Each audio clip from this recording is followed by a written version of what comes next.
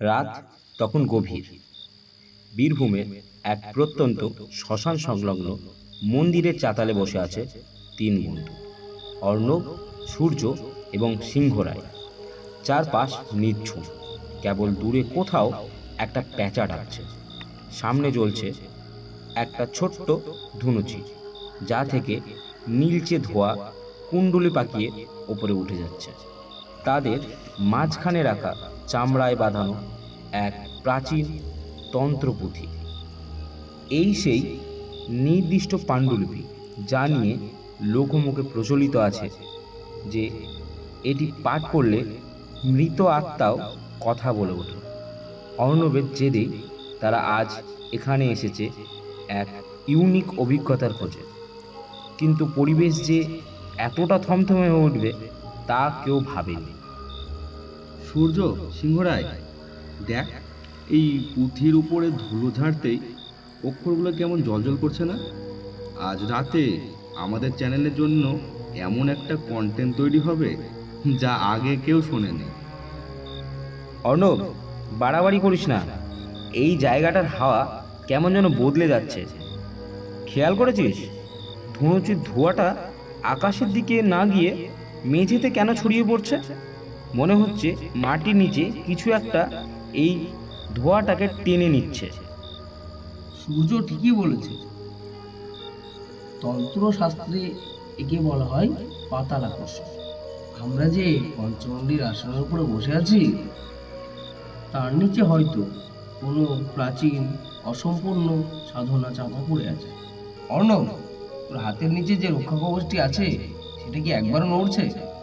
সিংহরায়ের কথা শুনে খানিকটা থতমত খেয়েই অর্ণব বলল, ও ওটা ওটা তো হঠাৎ করে গরম হয়ে গেছে সিংহরায় বাবু, কিন্তু আমি পিছু হটব না।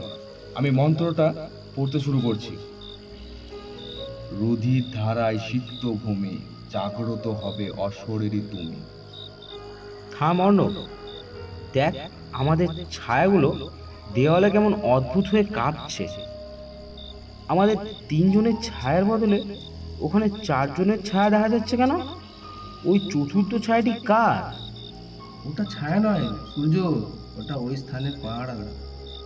অর্ণব ভুল মন্ত্র উচ্চারণ করছে। আমরা কোনো আত্মাকে ডাকিনি, আমরা এক প্রাচীন অভিশাপকে জাগিয়েছি।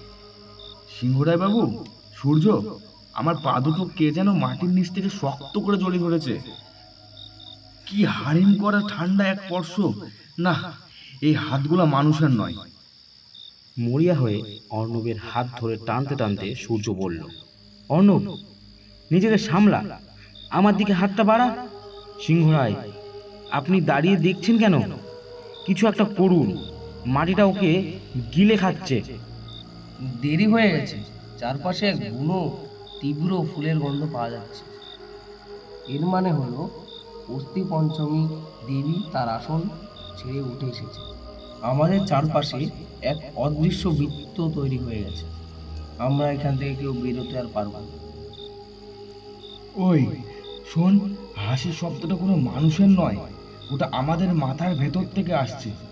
কেউ যেন বলছে, তোর রক্ত দিয়ে যজ্ঞ শেষ হবে। হঠাৎ উঠে দাঁড়িয়ে নিজের পকেট থেকে একটি ছোট্ট রূপোর ছুরি বের করে সিংহরায় বলল, সূর্য, অন্যকে ছাড়িস না। আমি জানি এই অভিশাপ কিভাবে ভাঙতে হয়, কিন্তু তার জন্য একটা বলি দিতে হবে। আপনি কি বলছেন সিংহরায় বাবু? বলি? কার বলি? ছুরির ধার পরীক্ষা করতে করতে সিংহরায় বলল, এই মন্দিরের পাহারাদারকে শান্ত করতে গেলে এমন একজনের বলি লাগবে যে এই মন্ত্র ভুল উচ্চারণ করেছে। অর্ণব, তুই এই দরজা খুলেছিস, তোকে এটা বন্ধ করতে হবে। আপনি আপনি আমাকে মারতে চান? সূর্য, ওকে আটকা, ও পাগল হয়ে গেছে। সিংহরায় বাবু, আপনি এটা করতে পারেন না। না, অর্ণবকে ছাড়ুন। ঠিক সেই মুহূর্তে মন্দিরের ছাদ থেকে একটা বড় পাথর পড়ে সিংহরায়ের মাথায়। সিংহরায় বাবু পড়ে গেলেন, কিন্তু তার শরীর থেকে এক কালো ধোঁয়া বেরিয়ে অর্ণবের দিকে এগিয়ে গেল। তো দেখলো অর্ণবের পা যে হাতগুলো ধরেছিল সেগুলো হাড়ের নয়, বরং কালো ধোঁয়ায় তৈরি। সূর্য, আমি আমি কিছু দেখতে পারছি না। আমার শরীরটা কেমন হালকা হয়ে যাচ্ছে। অর্ণব, নিজেকে সামলা, আমি আছি তোর সাথে। হঠাৎ সব শান্ত হয়ে গেল। যজ্ঞের আগুন নিভে গেল, ধুনুচির ধোঁয়াও মিলিয়ে গেল। অন্ধকারে হাত দিয়ে সূর্য বলল, অর্ণব, সিংহরায় বাবু, কেউ কিছু বলুন। কেউ উত্তর দিল না। সূর্য দেখল মন্দিরের চাতালে সে একাই বসে আছে। অর্ণব এবং সিংহরায় দুজনেই অদৃশ্য হয়ে গেল। কেবল দূর থেকে একটা প্যাঁচা ডাকছে, যে বলতে চাইছে অস্থি পঞ্চমীর অভিশাপ কোনো দিন শেষ হয় না। আজকের গল্প এখানে সমাপ্ত। দেখা হবে পরের গল্পে।